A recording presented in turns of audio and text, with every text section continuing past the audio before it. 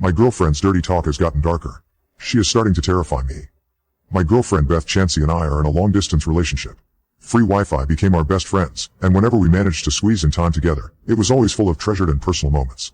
Although we did make visits to our different towns, it was so infrequent that regular communication via phone was all we had most of the time. I would get off from my job as a bartender at night and call her.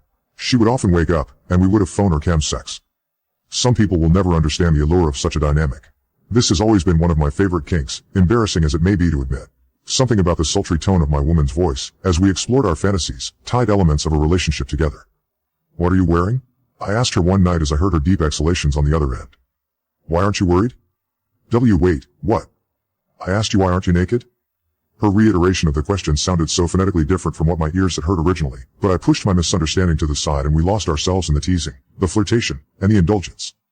"I won't tell anyone," she said as the noise of her blankets rustling over her naked form smothered me in waves of sound. "What do you mean?" "About what you did, silly." I thought about her words the next day as I mixed drinks and eagerly awaited for my shift to end. I went home and immediately called her. "I'm a bit unsure as to what you meant when we last talked," I said. "Oh, I thought you enjoyed it. I don't remember saying anything as much as I moaned." "That part was amazing." "No, I meant, my secret." "Do you mean our role-playing?" "Your tone didn't indicate that." "Should I feel guilty about something within our world, our fantasy life?" "I can tone it down if you want me to. Maybe I've been too forward or aggressive lately." She started laughing for what felt like 10 minutes until she cleared her throat and began speaking again. "No," she said. "That's not what I intended at all. How about we both get naked and discuss this further?" The lizard part of my brain could do nothing but give in.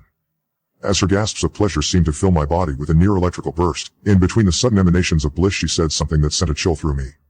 "You killed that boy at summer camp," she said. 22 years ago. You and your gutter friends thought it would be funny to have him climb the tree since you stole his favorite pair of pants when he was asleep and put them on top of the tree limb. You watched, laughed, and mocked him as he scaled the tree, and then you threw stones at him until he fell off. I know you reflect on it a lot, but it's not with guilt so much as it is the fear that someone will find out about it, or one of those buddies will make a mistake and confess to it. I stopped. I wiped the sweat from my brow and chewed on her words. Alarming as they were, she was right.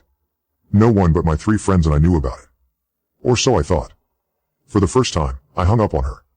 I texted all of my friends involved in that incident. "Do you know Beth? One in Ohio?"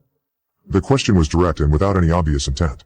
2 of them responded within a day with the obligatory question marks followed by a no. My mind had created a conspiracy where she had fooled around with some of my friends, but that admittedly did not make any sense. I had never given her the names of any of my childhood pals, let alone introduced her to any of them, so it did not logically add up that she would have somehow found them. I began to do my research on the victim, the boy who had died at the hands of my social circle. Us. It was something that I was always afraid to look into, for both emotional and pragmatic reasons. I selfishly did not want a cyber trail connecting me to the tragedy. I found out his name by looking up the boy's demise on the encrypted and poached internet of a cafe near my house.